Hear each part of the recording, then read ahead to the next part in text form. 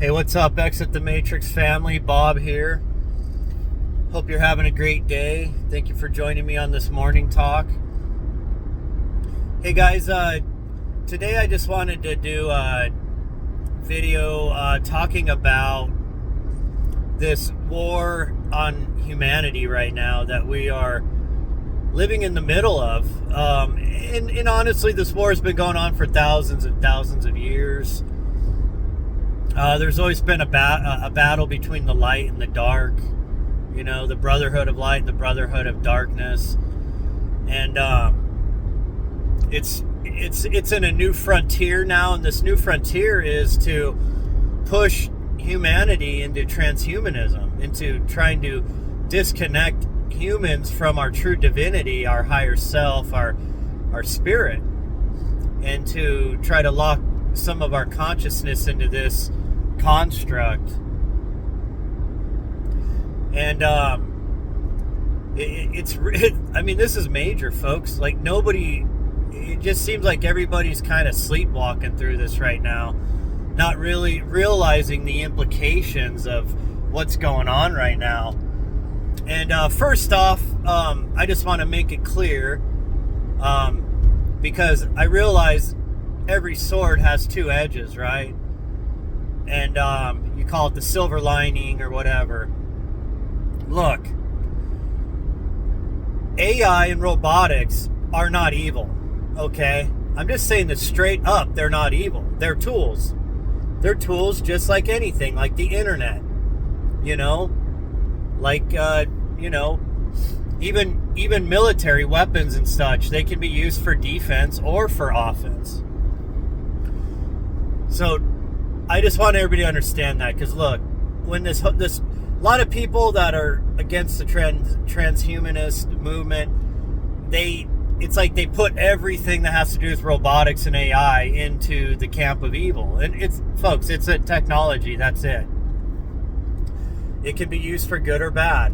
In fact, if humanity was enlightened, was living, you know, to the true words of our brother Yeshua, to love each other, care for each other, you know, to not be at war with each other, to, you know, not be given into the darkness of this realm, then we could utilize AI and robotics to free humanity from this endless cycle of being on the hamster wheel, you know, the whole, you know, born into debt, you know, go to college, get in debt, get credit cards, go into debt, get a house, go into debt.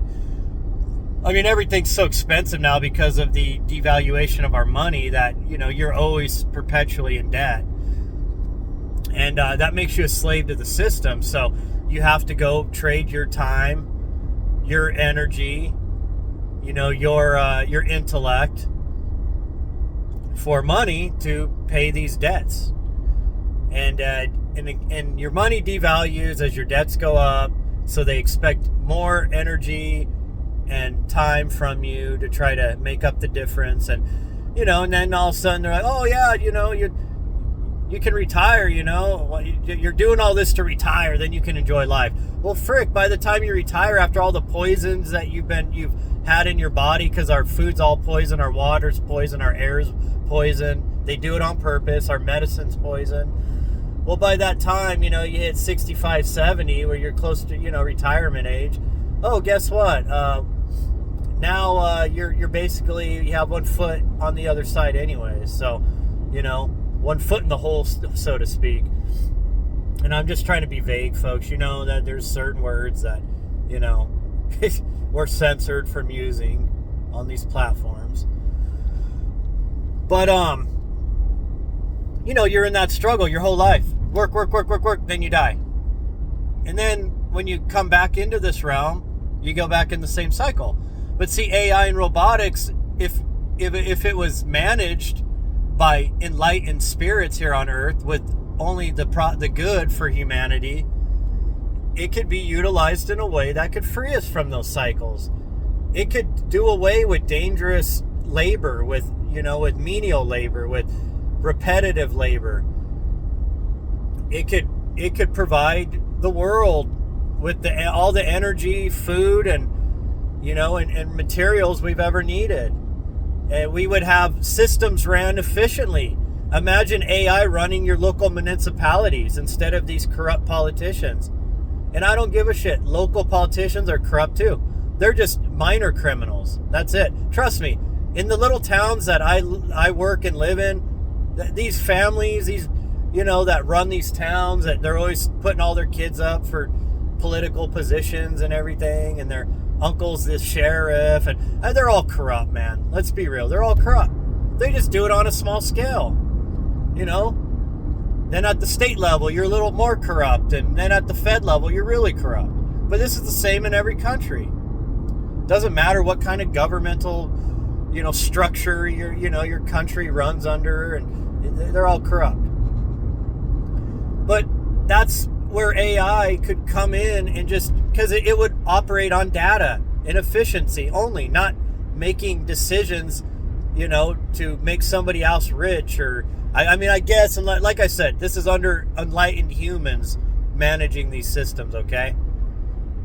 Setting up the algorithms and everything. Okay, obviously I get it. The algorithms can be set up to help these evil people. I get that. But I'm talking in a perfect world where we could properly utilize AI and robotics. And folks, we could move on to the next phase of humanity where we are freed more to do more greater things for humanity, to expand on the arts, to work on ourselves, to reach higher levels of spirituality, because we would have more time on our hands, to get out into nature more, to live in a cleaner, better world. But the problem is, folks, is that good people aren't designing these technologies. It's the evil people. It's the Brotherhood of Darkness that's designing these technologies, AI and robotics. And so they plan on using them against us, not for us. Oh yeah, they give us lip service that it's for us, but they're criminals, folks. I don't know how many times I got to say this. Republicans, Democrats, they're criminals. And it don't matter what country you're in, leftist, rightist politicians, they're criminals. Because psychopaths always claw their way to the top because they crave power and control over people. These are not normal people, folks. At the very least, all of them are hardcore narcissists. There are a very few amount that, even though they're, power hungry and all that, they still do want to do good for humanity, okay? I get that. They are fighting battles and they're losing battles because all the chips are stacked against them, but there are a few. I mean, please forgive me for that. I think of Ron Paul. He spent his whole time in politics trying to wake people up to the evil of our monetary system. There are a few good people, folks. And his sons carried on the torch, though, not as dedicated, I'd say, as Ron Paul is. But, Rand he's still one of the few of the good guys. Is he perfect? No, he's voted for some things that were not good, but all in all, he's usually always fighting the good battle, okay? So there are a few good guys. I guess I shouldn't say all of them. However, he still wants power and control, and, he still had that desire. And that's why he is where he is. So this whole battle's been going on for thousands of years, folks. Ever since the Watchers decided, instead of managing the game, they wanted to play in the game as the overlords. And once they did that, they cut themselves off from Source. I'm not saying Source cut them off. They cut themselves off because they're afraid to go back home because of what they've done. They turned against their people. See, they were just supposed to come manage the Matrix. They weren't supposed to run the Matrix as overlords and take part in it directly. And so they've gone deep down the polarity of the negative side of this realm. And now they still are working. Now they want to make Earth, this construct, their breakaway world. which is really sad, folks, because if you study NDEs and OBEs, you understand that this is just a little separate construct in the universe. It's so much more vast, and there's so much amazing things. And the world that we come from, the higher dimension, you could call it heaven if that makes you feel good, is amazing. I mean, there is no need for you don't want for anything. You instantly manifest anything you want or desire, and you're in a realm of a higher vibratory state, which is a high positive realm, which is about love. It's a love realm. People that go to that side say they can't believe that the love they feel on that side is more intense than even your first love, your greatest love you've ever felt, the greatest warm fuzzies you've ever felt for anybody or anything. That in that realm, it's on a whole nother level, way more intense. So this realm, there is love in this realm, but it's hard to find true love. Of course, Yeshua is trying to teach us about that, and they made a religion that put people in a box to box them off from their divinity. When he was trying to say, don't you know ye are gods? You can heal. You can cast out demons. And all the casting out demons, folks, usually, you really want to know what that means?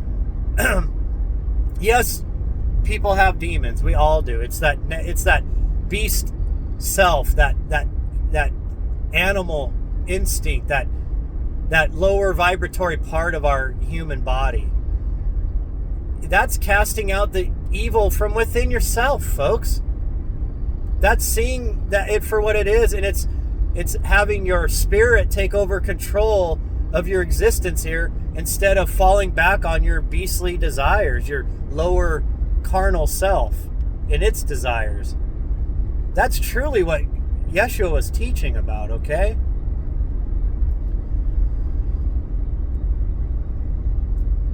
See, that's why this realm is so messed up, because people give in to their lower vibrational desires, and then they're also have power over other people, so they're amplifying that over the populace, and it just continues a downward spiral. But people are starting to wake up. There are people that are starting to research NDEs. There's people that are starting to channel from the other side, people that are trying to help us. Think of Dolores Cannon and such, the work she did. And they're trying to wake us up because, see, folks, we've always been God. We're fractals of God. We are immortal spirits. And we have all of the abilities we've ever needed. But we've always had those shut off because we've been tricked and propagandized and programmed in this realm to forget, to dive deep into this realm and to forget our divinity. And that's what this whole transhumanist thing is about. They're moving the game to the next step, where they're not just trying to trick us through religion and government and societal conditioning through our colleges and schooling and everything. They're stepping it up where they really want to implant our bodies. Sorry, folks, my throat is really dry right now. And with these minuscule particles, if you get my meaning, folks, because the words that I would like to say to describe this on YouTube is not allowed, but you get my meaning. In the body, right? And then changing the DNA, reprogramming the DNA. These are all things that they ultimately want to do, that they are possibly already taking steps on doing right now. Wink, wink, if you get my meaning there. And this is all to further move us away from our divinity. See, they want to entrap us in this realm. Now, our whole spirit, folks, does not reside in this body, okay? Our spirit is way too big to fit completely into this body. It's already proven your auric field extends out past your body. I've heard as much as 4 feet. That's where you come into close proximity to somebody, and Sometimes you get the warm fuzzies from them, even if you don't know them. Sometimes you get a disgusting feeling from them because they have a negative, like, aura. You know, and to most people, it's kind of neutral because all of us, we do good and bad, you know. I mean, we commit sins and we do good too, you know. All of us struggle with that, right? You know, some think they're more godly than others, but usually those are the ones that are the least godly.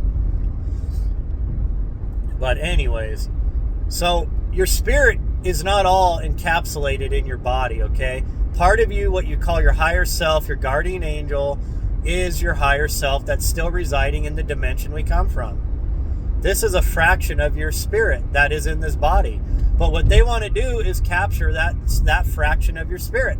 And they want to imprison it in this realm. They want to force it to stay here, not go through the normal reincarnation cycle, where you can choose to come back if you want to or not, in different bodies.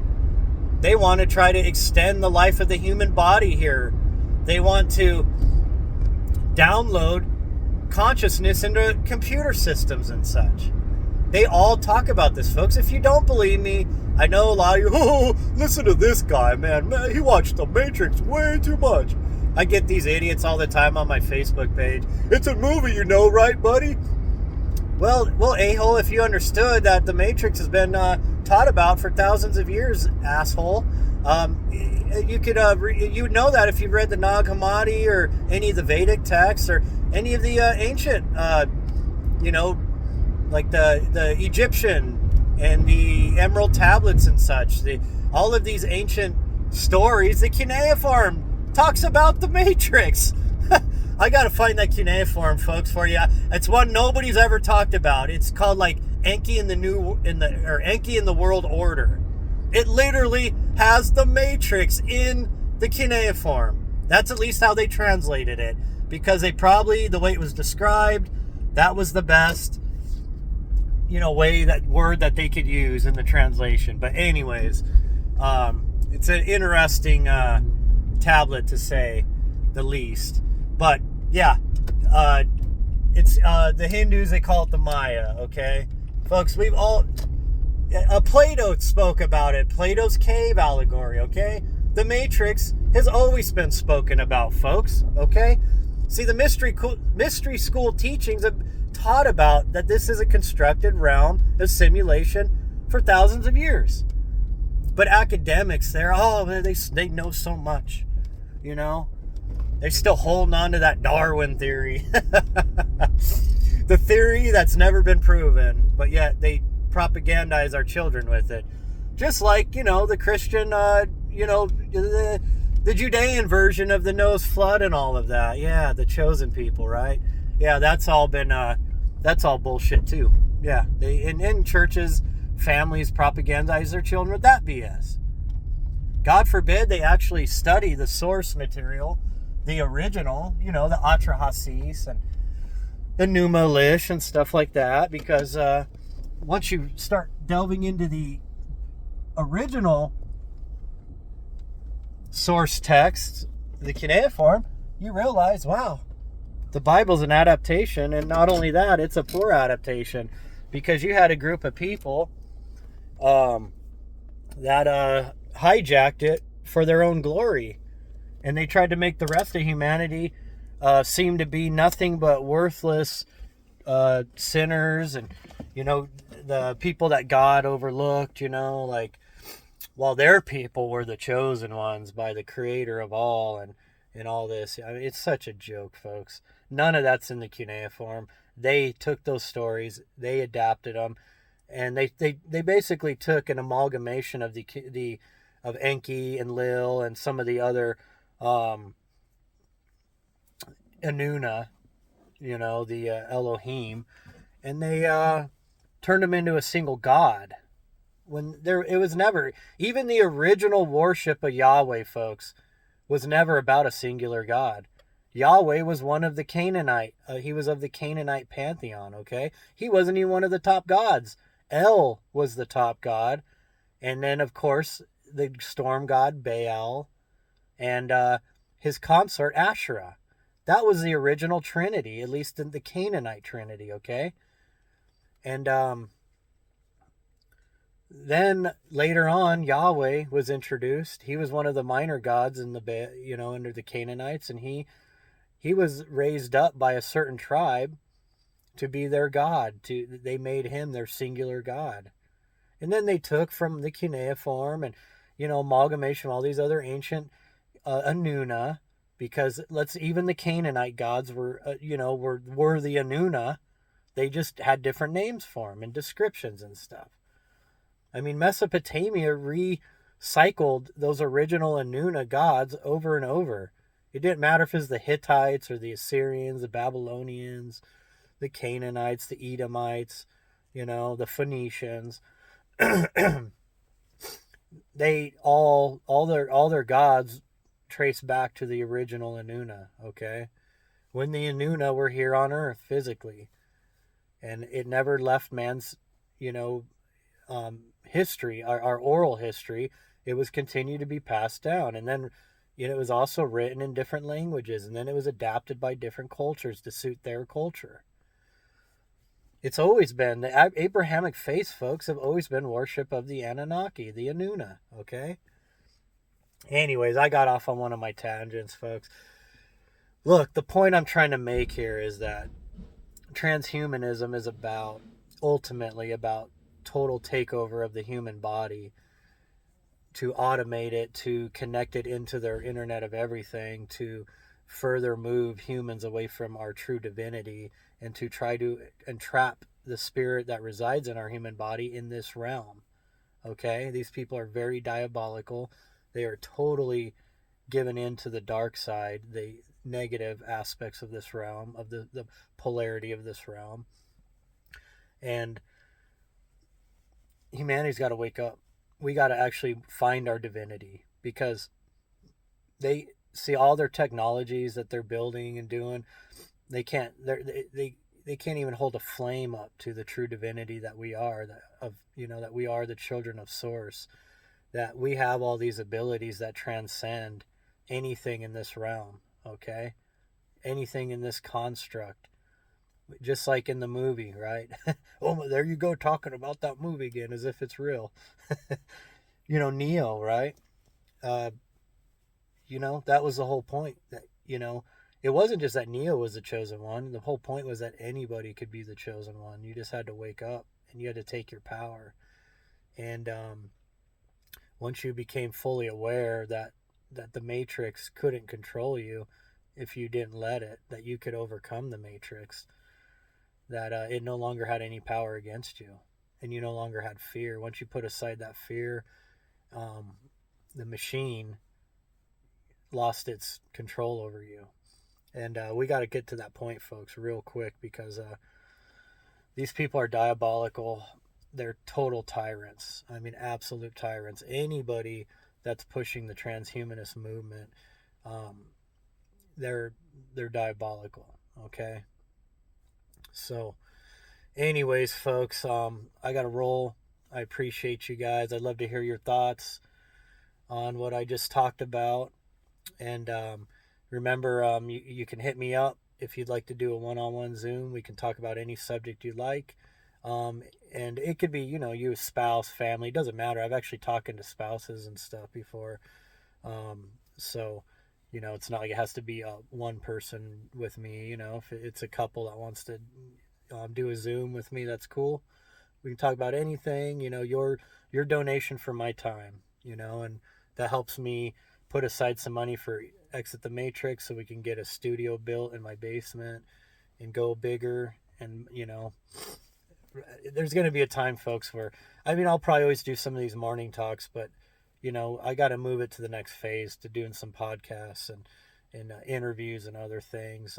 I'm ready to take that step. I'm just got a lot going on in my personal life. It's a lot of time to do this stuff. And I always do try to get out and do stuff, go hiking and do stuff with my family too. So I'm not just always worried about cutting videos and, posting and researching. I realize that you got to balance things out, right? You got to recharge. And thank God I live out, in the mountains, where it's right outside my front door. I can, get into nature, but we like to explore and stuff. And so, anyways, guys, I appreciate you guys. I love you, and I'll talk to you later.